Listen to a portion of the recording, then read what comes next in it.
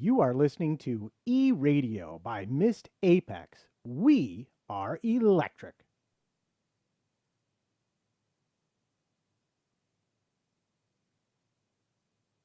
Hello, everyone, and welcome to the eRadio Show. I'm Matt Trumpets, and today's episode is brought to you by the Mist Apex podcast. Today's episode is called The Customer is King.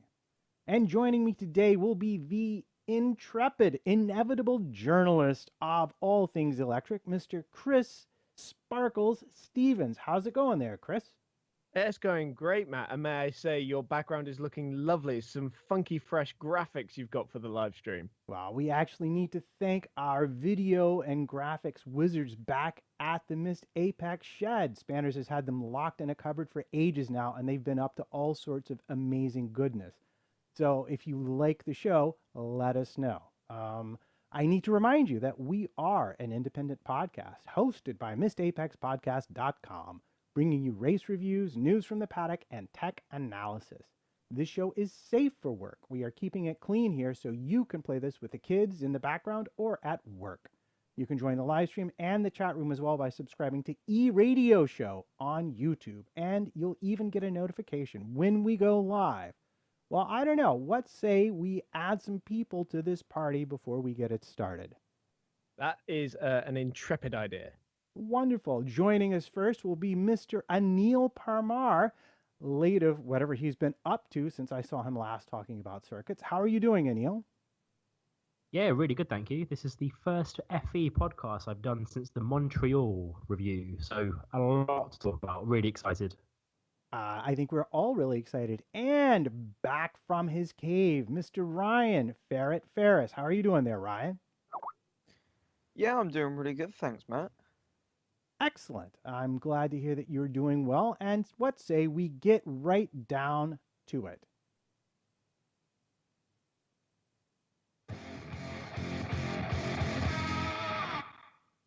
All right, everybody.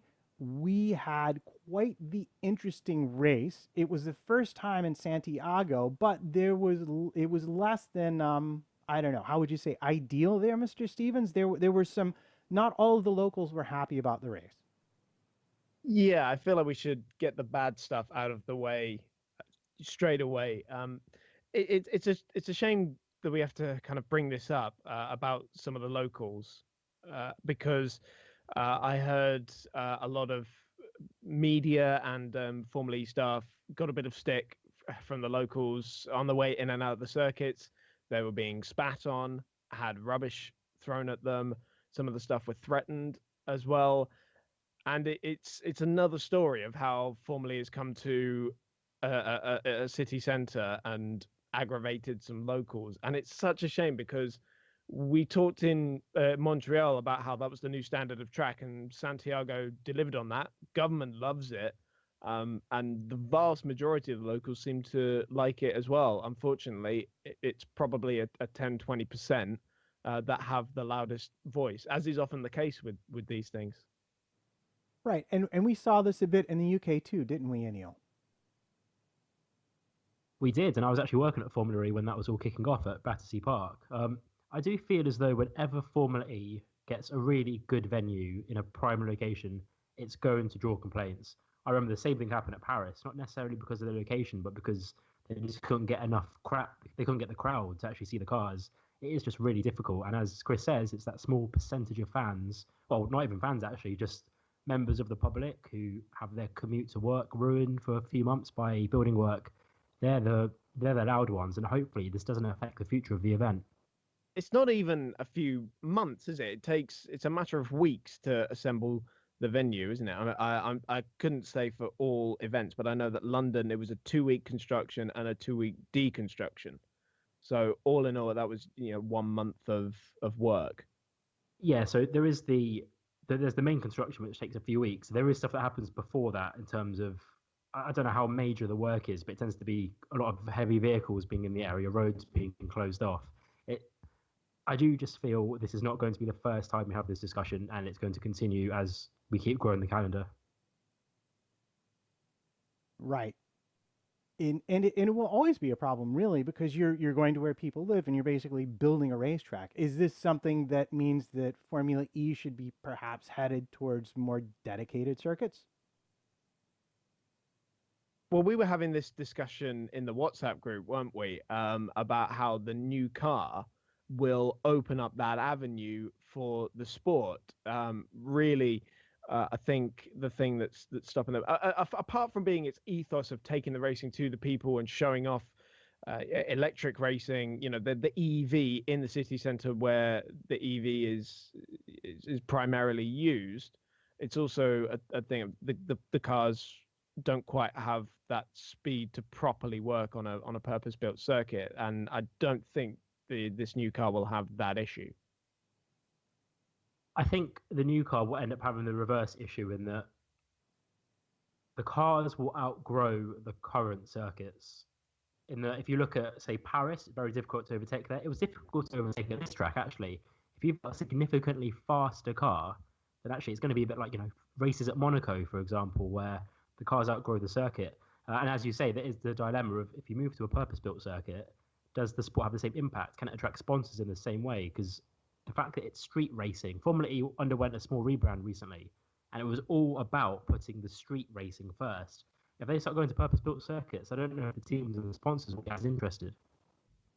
I think that going away from street circuits is going to take away part of the spectacle of the sport. I mean, there's nothing more exciting than watching like the lights of the weekend of the drivers going millimeter away from a wall and being millimeters away from disaster. And for them to go on a circuit with runoff, it takes away some of the excitement of the sport. It's very true. We're going to have to find a balance, I feel, because it is part of the appeal. But also, how much more of this negative press can the sport take?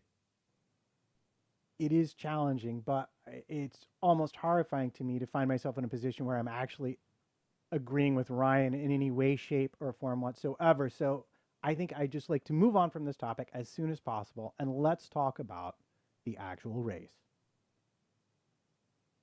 So tell us, Chris, how did qualifying play out this time around? Well, with Andre Lotterer getting his first Super Pole appearance, along with teammate Jeff Bird deGrassi and Buemi as well, and it was an interesting one. I don't remember a Super Pole session where there were so many incidents. I mean, Bird throwing it away initially, and then Lotterer, who, if you remember, topped group qualifying, did the same.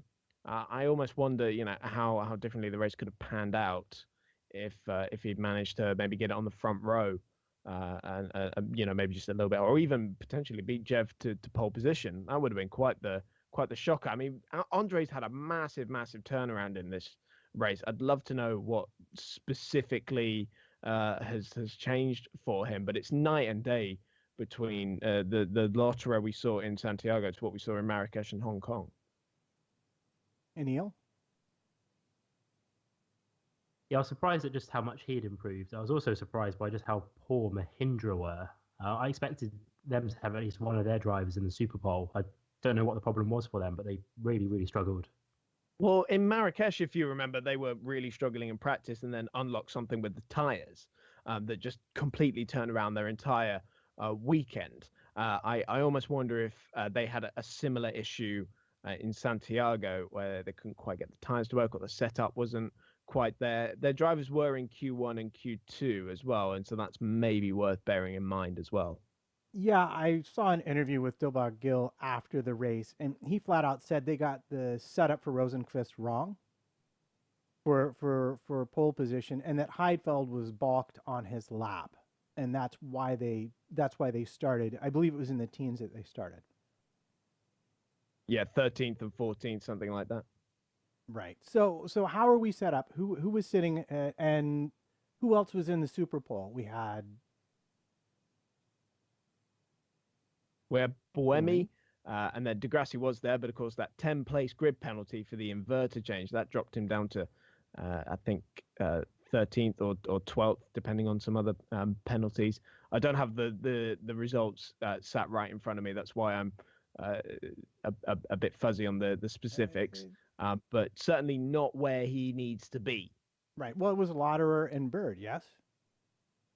Yeah, so Lotterer in third and then Bird in fourth. Right. Okay. And so that's how the race started. So how about you tell us where the race was won and lost? Well, there's a lot to this. To be fair, there was a lot of how the races was lost for the rivals. For how it was won, I think purely just from a brilliant performance from Jev and his extreme defensive driving that we have come to know and love at times, and also kind of wince a little bit at times as well. I mean, if you remember the amazing start that Nelson Piquet got from fifth on the grid, and how he was just on Jev's tail all the way after the safety car restart, and for a few laps after that as well. There were some close calls in there.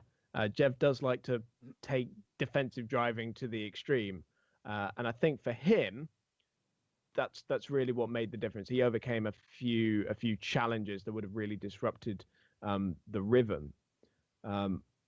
As for how the race could have been lost, which is something I would like to divulge into, because there were so many problems in that race for everybody, and even for Techeetah. I mean, you will have heard them mention it on the team radio after the race, that the whole paddock lost TV, radio, and internet as well. So Techeetah were watching this race not even knowing if their two cars had survived their brush into turn 3, which is quite staggering.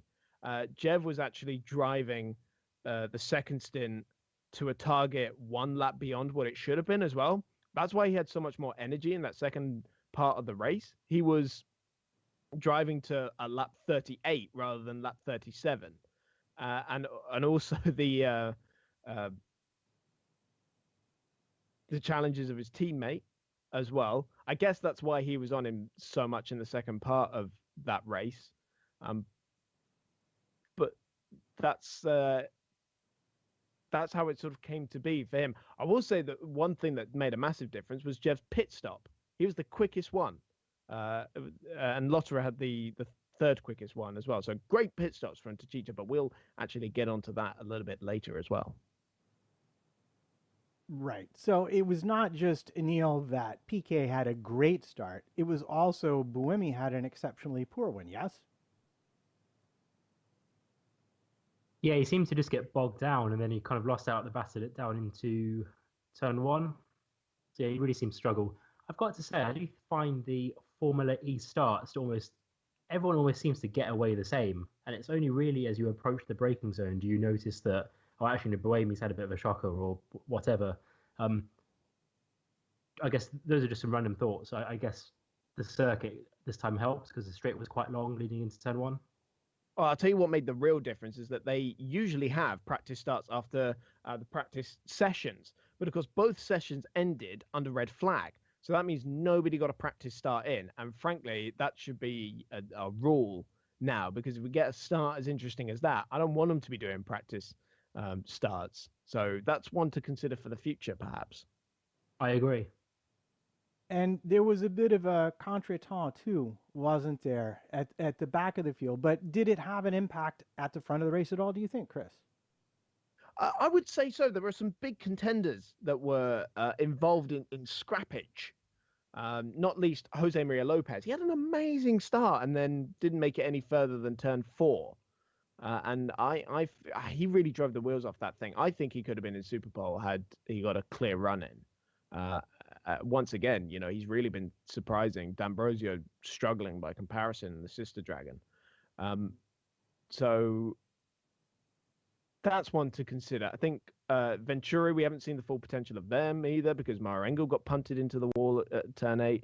So it's tough. And Heifeld as well eliminated after 3 corners. I guess you could say Lopez literally drove the wheels off the car, eh?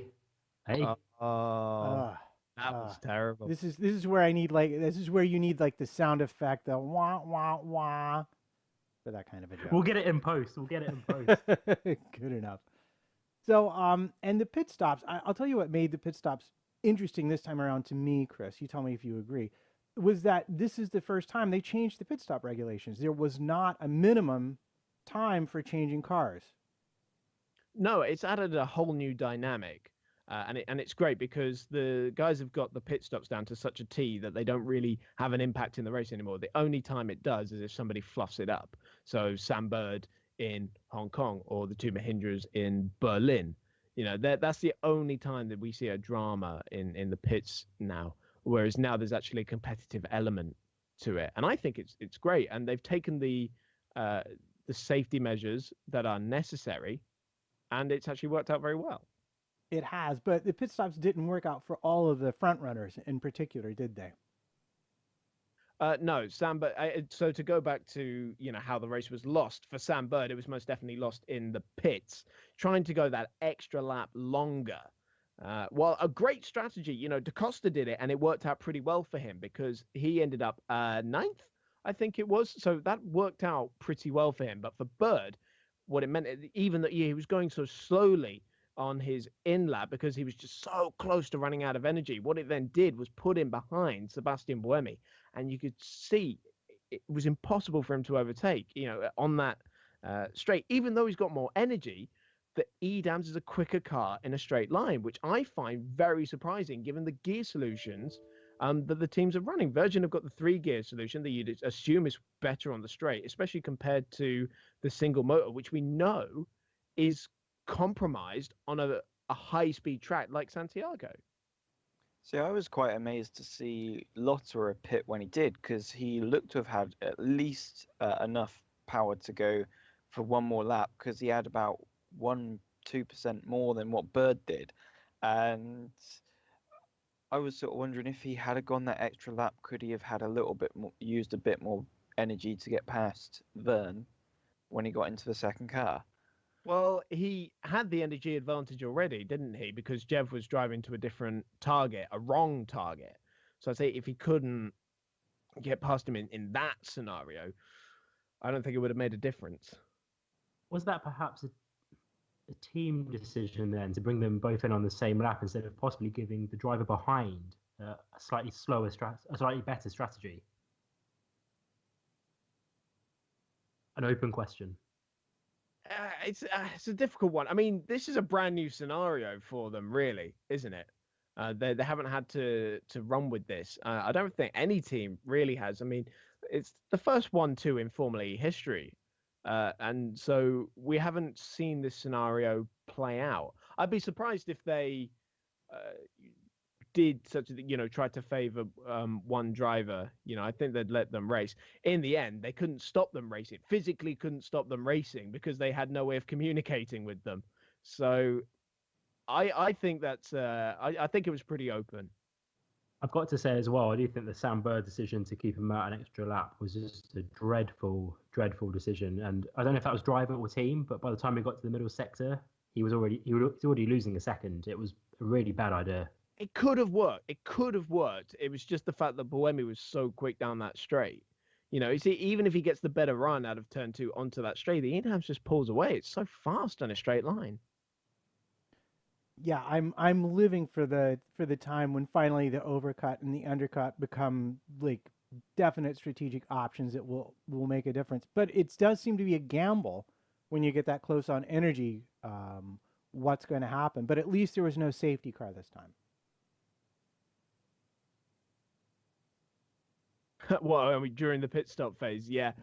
I suppose that levels the playing field, doesn't it? Right. So who else had really moved up at that point? Who are we now? Who is suddenly on our radar as we exit the pits and head towards the finale of the race? Rosenqvist was the biggest winner in the pit stop phase, in my opinion. He had the second best stop, and that lifted him up 3, 4, 5 places. And of course, he was benefiting from the misfortunes of others as well. But nonetheless, that turned his race around. And that was crucial for him. He'd already made a really, really good start, managed to stay out of trouble in that first lap, which is crucial. You know, you're leading the championship and you've had a abysmal qualifying. The last thing you need to do is just throw it away with some silly incident on the first lap, and he didn't do that. And this is what I think Felix was talking about. You know, when he said that he needs to kind of stay out of trouble a little bit more, maybe calm down for this season, because we're so used to seeing Felix as the frantic, energized driver of the grid, very high energy driving style he's got. I feel like he turned that back a lot, and that is how you win championships, by not just going for, you know, all out in that one thing. You take the points where you can get them, and he just utilized that Mahindra's natural race pace that it has, and really turned it around. I mean, he was on the back of Buemi by the end of the race. It was quite the redemption for him, and given the fact that Heidfeld was exited so early from the race, his bad luck seemed to fall on someone else entirely. Who are you alluding to there, Matt? I don't know. Who could I possibly be alluding to, Anil? Who could possibly have suffered yet another disastrous failure? Oh, is it probably my favorite Formula E driver? Is it Mr. Lucas Di Grassi? Yeah. What is going on at Audi? Oh my goodness. There he is. He's almost clawed his way back up to something that might be a point. And then, like a stone through the field, there he goes. Goodbye. He's given a new meaning to the term Mr. Consistent. Oh, that's unfortunate. That really is. And do you know what? It's getting beyond ridiculous now, isn't it? I mean, it's 3 races and no points, or 4 races and no points even. You know, it's got to be one of the worst title defenses I've ever seen. And it's through no fault of Lucas Di Grassi as well. And it's baffling to Audi why all of these issues are happening on one car and not the other. Yeah, I don't know if it is strange that in every interview they just seem to not know what the problem is. They don't seem it's not like they can identify what it is and say, oh, it'll be fine for the next race. They seem to be going the other way. They're just not sure what's going on. Yeah, I think they thought they'd found the solution after Marrakesh by changing the inverter, but obviously not. And this time they really are baffled. They don't quite know yet. And that's the really worrying thing about it. And there is inherent pace in that car. You know, he could have been on the podium, and perhaps without the grid penalty, could have been fighting for the win. You know, so it's desperate times for Audi. Yeah, and it was obviously both cars out with Apter going out as well. I didn't quite catch what was wrong with Apter. I just saw that he went to the pits and then never came out. Damage from the Heidfeld collision, which Heidfeld held his hands up to and said, "Yeah, I went for a gap, thought it would work, and it didn't quite work out." Well, I guess that you mentioned the lack of internet or whatever the problems were for the mechanics and the engineers. Highlight of the race for me was Dilbert Gill using his iPhone to try and calculate like usable energy, and when the camera was on him, the mechanics had to shield his phone, which was just absolutely hilarious. It just shows how dependent they are on all that information because they had no idea what was going on. Yeah, then we also had Techeetah and what originally was thought to be them scurrying around to try and tell the team, come on, calm down, was actually them scurrying around trying to, you know, plug the internet back in, plug it back out, and all that sort of stuff. It was proper IT crowd stuff, sort of there. Have you turned it off and on again? Have you checked it's plugged in? And yeah, it was weird scenes.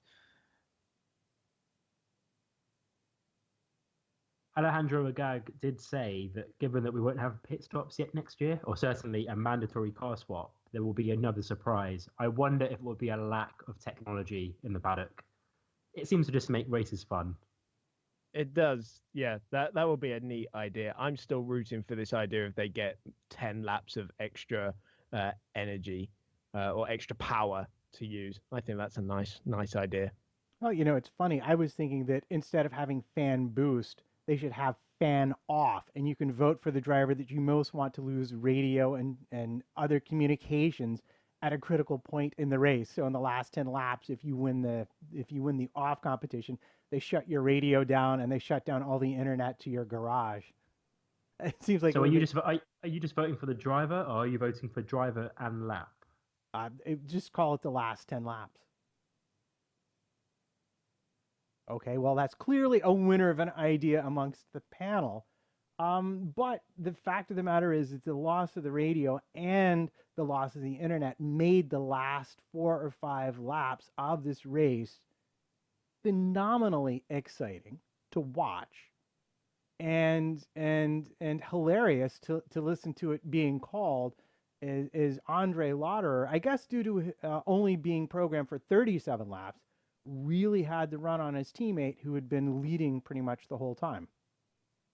Yeah, that was definitely why Andre was able to keep on him, among other things, as well. But I mean, if we were to take the incident at turn 3 as an example, with the closing speed he had, that extra lap of energy that Jev was trying to save definitely would have had an impact in it, because the closing speed was ridiculous. And the clever thing about what Jev did there is he just parked it in the middle of the road, which then becomes the hard inside of that corner because of that kink at the end of that straight, which is in there because there are trees in the way, basically. And Andre just had nowhere to go, and it was almost heartbreaking to watch. I mean, if something would have happened there, but these are pretty robust cars. Yeah, and I think what made it so exciting was seeing Buemi really close in on the leaders as well, because he knew if there was just a little bit of contact and one driver touched the wall, he was going to be the one that capitalized. And as you say, because Verne was taking a defensive line, Lauderer was trying to overtake kind of well up the inside, closing back were really catching up to them.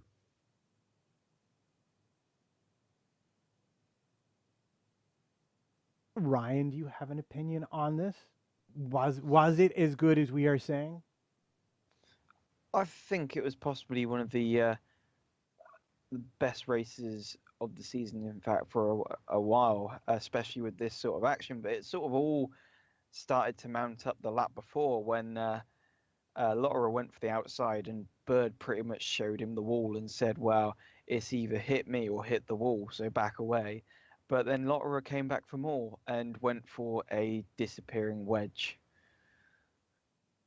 Right. Well, I think we're being reminded by the chat room that possibly one of the best moments was Techeetah actually texting Jack Nicholls to ask if there was indeed contact between Jev and Lauderer. And if they were even still in the race. I mean, what a beautiful thing. I think they should just take the TV screens down, hand them a pit board, and say, good luck, guys and girls. Well, wasn't it originally Jack Nicholls text them to ask, are they having problems with team radio with Jev? And they pretty much text back saying, oh, we've had no power since this. And they said, well, did you know that they hit each other? And they're like, what? They hit each other? And yeah, like what's been said in the chat room, they should make it more often that they switch the power off with 10 minutes to go. And I will say, well, not only should they switch the power off, but Jack Nicholls should be the one that tells them what's going on, because he could have told them something pretty bad. You need to box both your cars right now, etc. So it was really unique to see that on live television. I've never seen a live sport before where that's happened. I can't think of a single example. There was that Formula One qualifying where all the timing went down. Nobody knew who was on pole. Anybody remembers that? It was Hungary, wasn't it? 2009. I think there was actually a more recent version of that as well. But yeah, no, you are right. And I think Alonso got pole, but he didn't know. So he kind of went back to the pits and he went for a walk and they asked him why he wasn't going to the interviews. Yeah. Oh, your knowledge is good. You might be young, but you certainly know a thing or two. I did win a quiz on the F1 2017 season very recently on Missed Apex podcast, though. Well, congratulations on that. But congratulations were also in order for Techeetah, because they became the first team to sweep the top 2 steps of the podium in the entirety of the history of Formula E. Yeah, this is amazing, because when they said first 1-2 for Techeetah, I thought, oh, it's great, it's Techeetah. Then they said, It's also the first team in Formula E to have done it. I was like, wait, what? You're telling me Renault or Abt haven't managed to do this already, and we're already in our 4th season without a 1-2? It's amazing. That says a lot, I think, about the quality of Buemi and Di Grassi's teammates over these last few years. What do you think, Stevens? Well, I think Anil's been harsh on Abt there slightly. I mean, he's had his issues. I think he's really come on strong this season. You know, the confidence is really there for him this time around. I mean, yeah, don't get me wrong. You know, Buemi and Di Grassi have been leading those teams, but I think it goes to show the competitiveness of the sport as well. You know, it's hugely open, and for this to have happened in this season as well, of all seasons, where there are 8 teams that can get a podium, 9, maybe even 10. Let's throw in Dragon as well for good measure, because we haven't seen what Lopez can do yet. He may score a podium for all we know, you know. So to have locked out, and for Renault to have locked out all 3 spots on the podium as well, that is an astonishing feat. So we've just had a customer team beat a manufacturer across the whole weekend. Is that the car? Is it the drivers? Can someone, mainly you, Chris, tell me why that is? You know, what's the difference between those cars? Because if you watch other motorsport series, Formula One, for example, the idea of a customer team beating a manufacturer is laughable.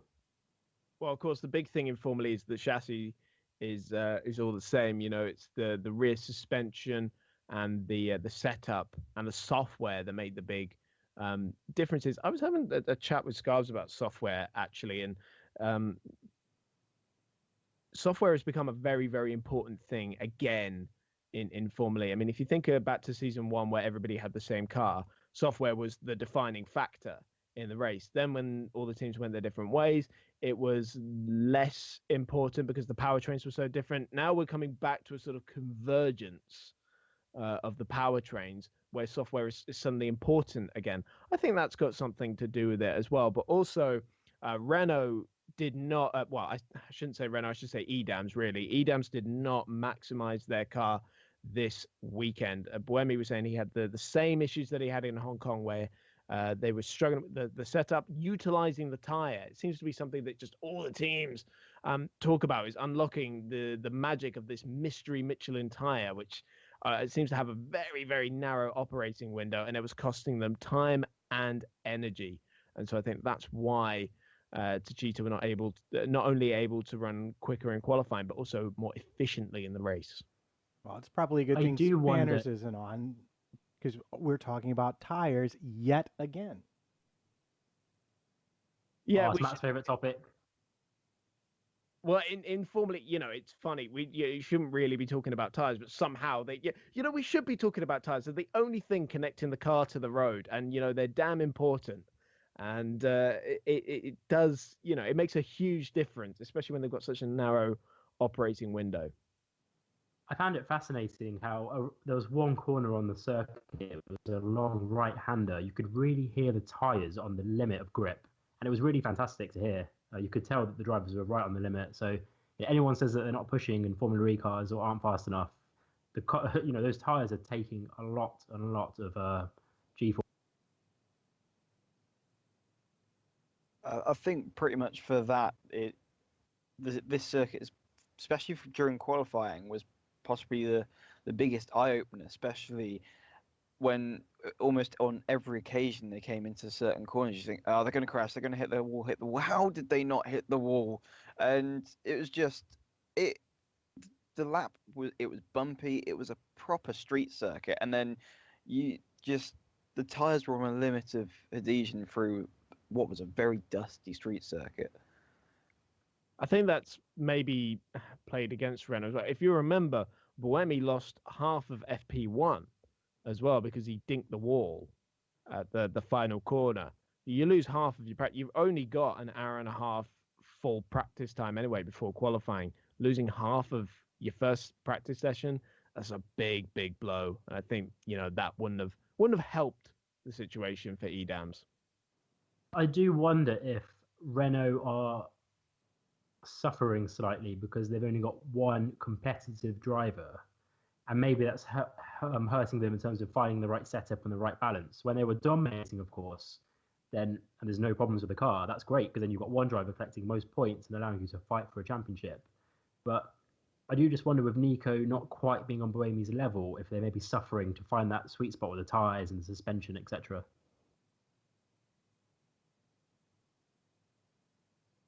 You Well, disagree, Chris? It's a bit weird with Nico because, like in the last race in Marrakesh, we did see him pull some class moves and overtaking through the field, and obviously he has had wins or a win in Formula E. He just seems like one of the people that will have a day where he'll be on top form, but then have the majority of the days not being on particularly great form.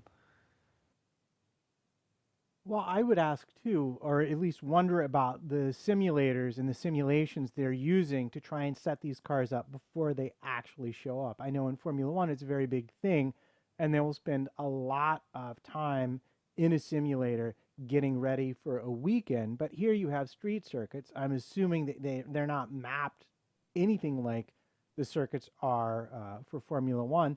Is it possible that maybe some of the teams are better able to simulate what's coming up and therefore better able to start more on their setup? Chris? I will be amazed if any of the teams manage to get this circuit kind of like down to the T that they really should have done. I mean, absolutely, yes, some teams can do it better. I mean, if you think back to before Montreal, Renault had done a test where they recreated the Montreal circuit just to even start working on the car for the race. So there's definitely some teams that have that advantage, but I don't think, and the simulations, they couldn't have taken into account the amount of surface changes and the bumps, the severity of the bumps. I mean, that one out of turn 7 that shakes the whole car, you're going to have to completely raise your ride height for it, and that's it. All your setup out the window. You know, that's a huge change to make. It's so severe that it ripped the steering wheel out of Maro Engel's hands on his qualifying lap. I like Right. it, though. Surely a faster Formula E car that we have next year will not work with those kind of bumps. Well, I'm not sure. I don't really think that. I mean, obviously, the faster you go, the harder you're going to hit a bump. But I can't imagine it being that much of an issue. It's still a purpose-built street circuit specialist car. I reckon with the bumps, because obviously with all the bumps, you could hear on board like the car bottoming out, skating along the surface. I reckon they should add the titanium skid plates, so you got all the sparks going along as well. That would even add more to the spectacle. Well, I would think that they're going to have to do some very serious thinking about the suspension setup on the cars and what they run. We saw back in season 1, they began to run into trouble with the suspension and they had to redesign it. And I would think that if they're going to be running faster speeds, that's what you're looking at once again.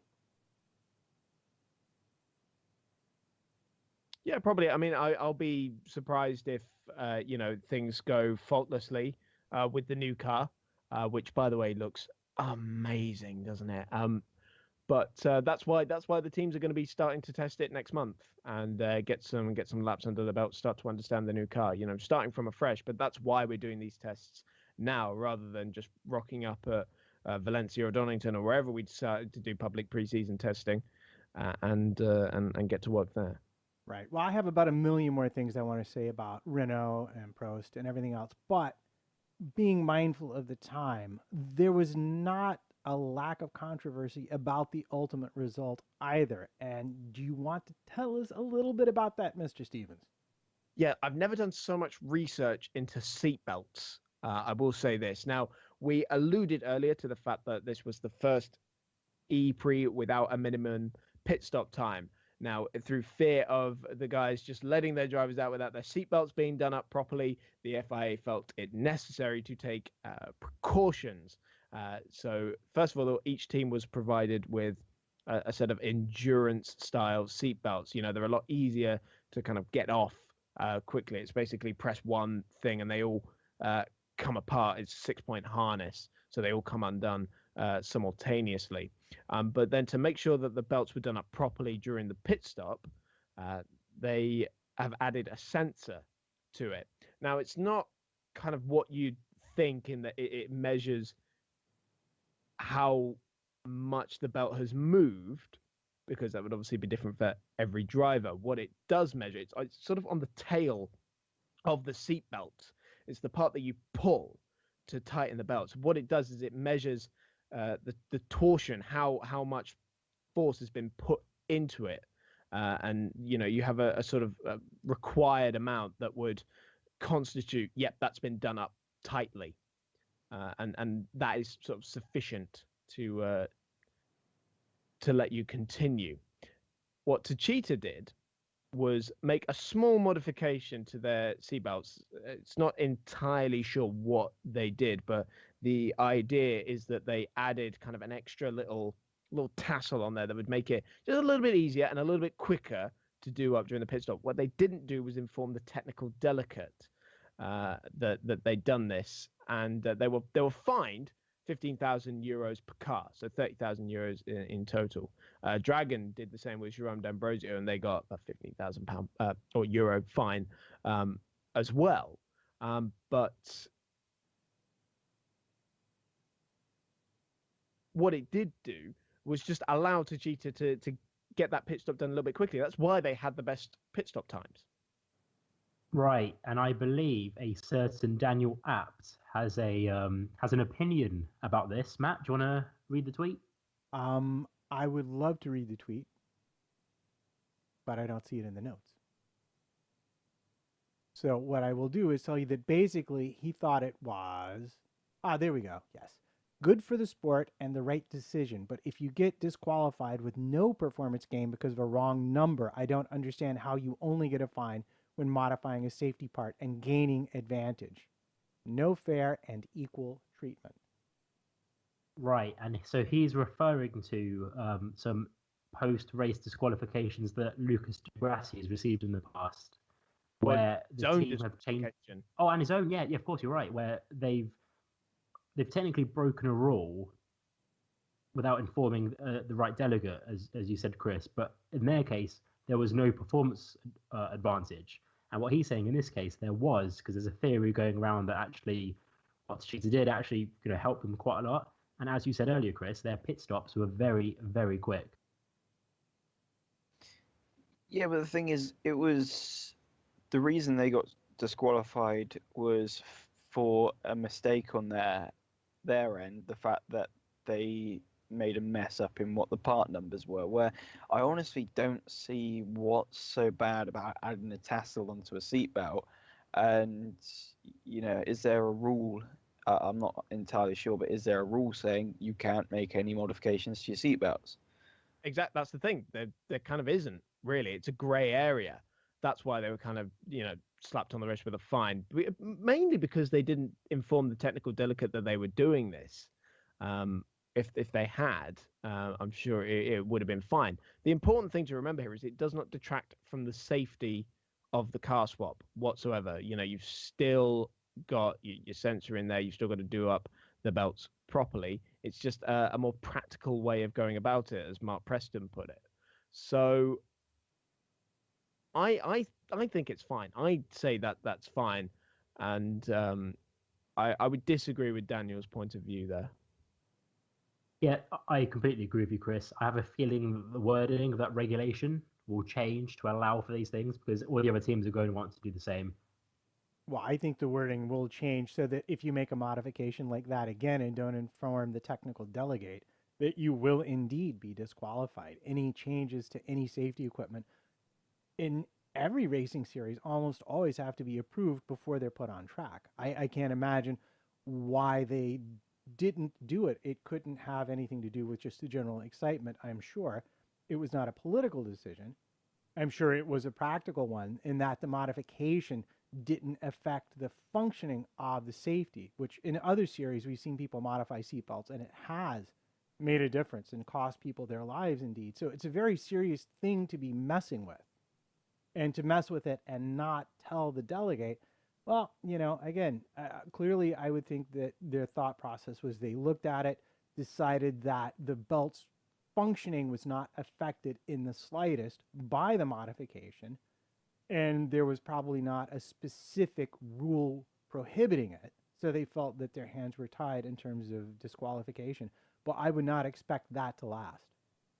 Yeah, very much the wording of the report from the stewards sort of backs up that idea. It's not disqualification worthy. There was a worry that they were going to have this historic 1-2 finish taken away from them, but no, it wasn't to be. And I wouldn't be surprised if we got some clarification on that shortly. Right. Shall we move on to any other business? Yes, there's a fair bit to talk about here. There's a lot of other business.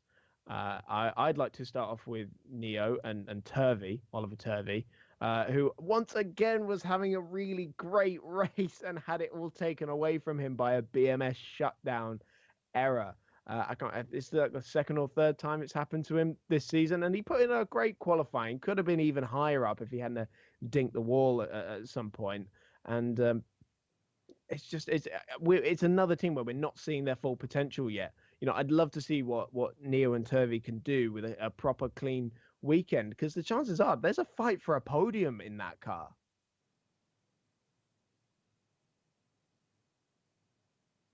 Right, and he certainly seems to qualify quite well as well. He seems to be really comfortable in the car. It's just a case of the reliability. Of course, Mexico City, where we're going next, it can affect reliability because it's very high altitude. Cornering can be an issue. They need to get on top of that because the points up for grabs, especially with some incidents. They just need to get to the end of the race.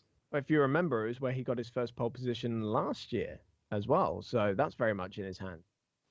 But didn't he also have a potential win, or was it the year before he had his potential win taken away from him due to reliability? Okay, yeah, that was the same year. Yes, I'll grant you that. But, it's certainly one to watch out for, I'd say. Mexico's just going to provide even more drama in this one. Okay. Mitch Evans is... Oh, sorry. No, go ahead. I was going to bring up that very same point that we saw my favorite Froyo, that would be Felix Rosenquist, going very far up the field from a very middling qualifying, but he was not the only person to do well, and in fact there was someone who outdid him in terms of positions gained. Mitch Evans. Matt, what a missed opportunity for Mitch Evans.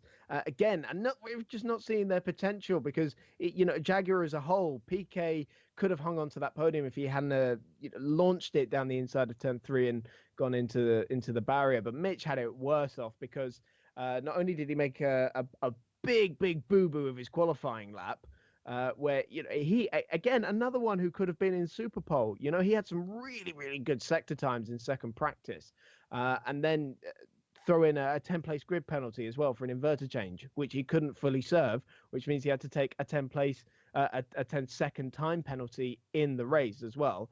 And I know somebody alluded into the chat room, I think it was Josh, said that he saw even some pit stop times that were over a minute. That would have been Mitch's because he was serving that penalty. But even with all that, he gets up to 7th place, just behind his teammate. That is an astonishing drive. And I just, again, we need these guys to have a clean weekend, because can you imagine if we get everybody having a clean weekend and there'll just be carnage? It'll be a 15-car train for the lead. Yeah, well, the gaps really did seem to be much smaller, especially amongst the top 10 than we saw at the previous race. Well, if you take away Turvey, who had the shutdown and was last by a long way, the entire field by the end of the race was 20 seconds separated. And that's a massive improvement over last year. And we had even more celebrating because everybody's favorite other Dragon driver finally made it into the points. Yeah, at last, the Dragon really came good, it seems. Jerome's still struggling compared to Lopez, although I'm sure he's doing everything he can to get on his pace. But that was a really good race for Dragon. Some salvage after the disappointment of Lopez being out at turn 1, effectively. So what do you think, Anil? Is D'Ambrosio doing enough at this point to remain in contention for this seat? Or does he have some stuff left to prove? I don't think there's any denying that he's one of the better drivers on the grid. And from what I've seen of him in Formula E for several seasons, he's a terrific driver. There's just something about the car he's struggling with. And I mean, you say it's a cause for celebration. It's got his first few points. I think he's still really scratching his head and wondering where the pace is, because I believe if the car was set up correctly and it was a competitive car, he would fight for regular wins. But for whatever reason, it's not happening. I mean, Dragon have been so hit and miss, haven't they? You know, for the first 2 seasons, they were a big hit. Last 2 seasons, big miss, which is just really unfortunate for them, isn't it? Because they're a very hardworking team, and with everything that happened during last season, you know, Faraday Future completely falling through and next to no work on the car. I'm going to go ahead and say it was no work on that car. But then again, you know, they're running a modification of what Mahindra have got. So theoretically, they should be right up there with them. You know, it's just different enough that they don't call themselves a customer team. So I'd love to get down into the nitty gritty of what all that is. A couple of other things to just finish up on with any other business. Alex Lynn, we saw him out. It's gearbox issue, the same one that Sam Bird had in Marrakesh. So that's another big disappointment for them, really, because that would have been a strong finish. And I mentioned DaCosta in 9th because of that strategy. Worked beautifully for him, and it could have been double points, really, with Tom Blomqvist as well, if he didn't have a slow stop, unfortunately, and also if he managed to qualify a little bit higher, because he, again, a mistake in qualifying where he tapped the wall. All right, Chris Stevens, why don't you tell us what your thing of the weekend was? My thing of the weekend. This is tough. I've got so many. I've got so many. My thing of the weekend is going to be Andre Lotterer's group qualifying lap, because it very much was out of nowhere. It was a big turnaround for Lotterer. All right, Anil, do tell us, what was your thing of the weekend? Undoubtedly, it was Lotterer's contact with Verne and the subsequent, should we say, damage caused to the back of Verne's diffuser. It took on a very specific shape. I will leave it no further than that. You are stealing my thunder, but first we go to Ryan while I think of something entirely different to say. Ryan, what was your thing of the weekend? I guess the very long safety car that was even longer due to the fact of Engel crashing behind the safety car.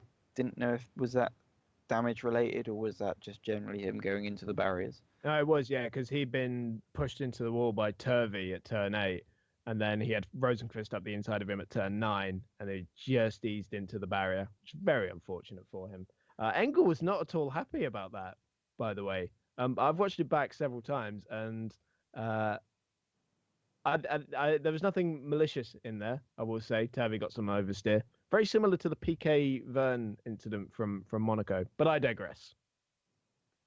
Indeed you do. Well, I think for me, the thing of the weekend had to be Dilbagh Gill on his... Whoa, Ryan, mute. We can hear that. Mute first. Right, so the thing of the weekend for me had to be Dilbagh Gill crouched under the table on his iPhone, desperately trying to see how much energy was left for his driver, because, oh my, what a picture that was. If he was watching it on Spike, there's no way he would have been able to read it, unfortunately, through the 12 pixels on the screen. All right, so we'll go in reverse order. Ryan, who for you missed the veritable apex? I think my apex award has got to go to the fact that everyone was ranting and raving, oh, it goes over a river, and it was pretty much just sewage by the looks of the river. All right then. Anil, what about you? Oh, I was going to say the same. However, I'm going to go for Sam Bird and that terrible in-lap. Excellent. Stevens, do you have a missed Apex award to hand out? I do. It's Jaguar as a whole. They missed the apex in the biggest way for me. I think they could have had two cars fighting for the podium, and unfortunately, it was down to the drivers and their mistakes that didn't happen. Yes, well, I'm tempted by several things, but you bring up Jaguar. How could I not bring up Audi at this point? Talk about missing an apex, and it's pretty much a season-long apex. I think at one point they showed Alan McNish and his heart rate was up near 130, and that was when both of his cars were still running. I can't even imagine what it looked like after that. Did anyone confirm if he was still on a box or not during the whole race? I think he was on a box, yes. Okay, and that brings us to the award that, can we even hand it out? Do we have a pony award this week? Chris Stevens, what do you think? I can't really think of any because the radio was lost for half the race. I feel like if we had radio from the Vern Lotterer contact, that probably would have been it. Very good. What about you, Anil? Is there a pony in this race, or are we deprived of our birthright as fanizens? Oh, I don't think there was, but to make up for it, I will give out 2 pony awards in Mexico. Fair enough. Ryan? No, I can't think of a pony because pretty much even when the radio was supposedly working, we didn't really get much through. It was mostly the team talking to drivers as usual. All right. Well, I tell you what, I do have a pony award, but it's not going to who you think. After seeing the figures for the broadcast, I got to say the pony award has to go to people who would normally watch the race live. And I don't know if this is an issue of timing or just the difficulty of people dialing it in, but the coverage for me and what people are saying about the coverage continues to be, I think, worthy of a pony award. Come on, people. This is a sport that is just trying to get itself off of the ground. You have to give them a little bit of room because along with the, well, shall we say, less than ably marketed coverage, you get things like all of the internet going out and no radio and racing that is actually close. Seems like to me that's kind of a fair trade-off. What do you think, Chris? Yeah, I'd say so. I mean, I think that Formula E needs to avoid the paywall at all costs because it's just going to be a huge turnoff, and unfortunately, that's the way sport in general is going. But I feel like when you're trying to get off the ground, you need to make yourself as accessible as possible. All right. Yeah, but even the paywall coverage in the UK is pretty poor. But I mean, I watched the YouTube coverage because that's live for qualifying, but not for the race, and that was good. But I think the best way to watch Formula E in the UK is if you were to watch it on catch up the next day on watch on Spike. Yeah, but on Spike you got like 3 pixels per driver. Take that over the alternative. I should say that the viewing figures on this weekend were really bad actually for the Formula E race. And this is a topic for another podcast, I guess, about what could Formula E do to get people glued to the TV. But it's frustrating that you can have such a dramatic race that was closing few laps and you don't have eyes actually watching it. I agree, but I think it's a solvable problem. Right now, I would guess Formula E was trapped by the need for money now rather than the need for money later. And they get that from going behind the paywall. Ryan. I've just realised a possible pony could be Degrassi after getting out of his car and just shoving the camera out the way like, I don't want to be seen right now. All right, good enough then. Okay, do we have, Ryan, a comment of the week? Well, there's been a few comments. A lot of it has not been as banterous as usual, but there've been a few people agreeing with your thoughts on having the instead of fan boost, having the lights out sort of whatever you want to call it. And throughout the chat, there's been a lot of talk about obviously the affairs of not being a particularly welcoming venue for the cast, but then I can't pronounce the name right now. Kukua Norma. I don't know if I've Yep. said that right. We'll go I with mean, that. That looks good. It's never a good idea getting a dyslexic person to read stuff. I reckon Boemi has to pop over to Techeetah. All right, there it is, the comment of the week.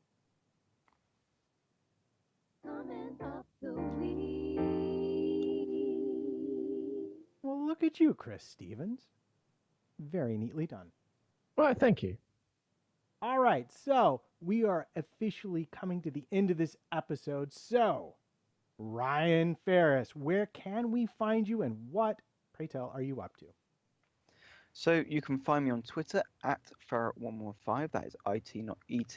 And you can also find me on Instagram with the same handle, posting motorsport and car-related photos. And not this weekend, weekend after, I shall be at Race Retro. So you'll see a few more photos on there from what I take at Race Retro. So that's live rally stages and stuff like that. Wonderful. Anil Parmar, do tell us, where can we find you? What are you up to? You can find me on Twitter at AnilP228 and Instagram at AnilP90. I'm normally talking about motorsports, the occasional whiskey post. I'm quite into my golden nectar. And yeah, hit me up. Wonderful.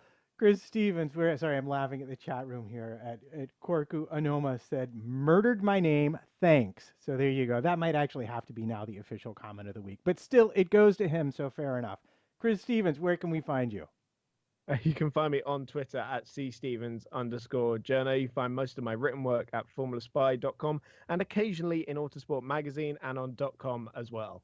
Well, goodness, at that rate, I'm going to have to stop making fun of you all the time. As for me, I'm Matt, PT55, on the Twitters. You can find me bouncing around there and on the occasional Missed Apex podcast episode.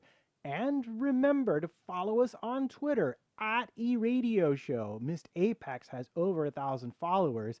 I think we're into double digits now, possibly. Is that correct, social media guru Chris Stevens? On the Twitter, we've got 3,600. It's the YouTubes we need to catch up on. You mean we are beating Missed Apex at something? By a massive, massive margin. I love Oh, that. yeah.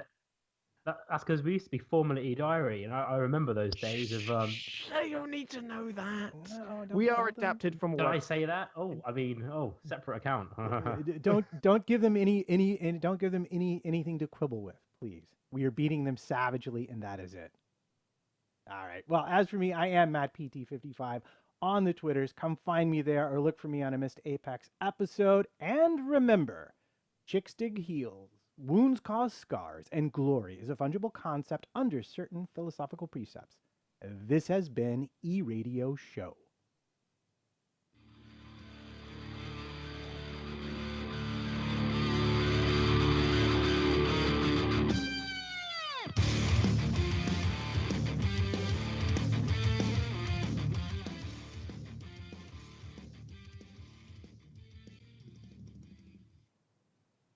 Wow, Ryan, you really go 100% on the headbanging there, don't you?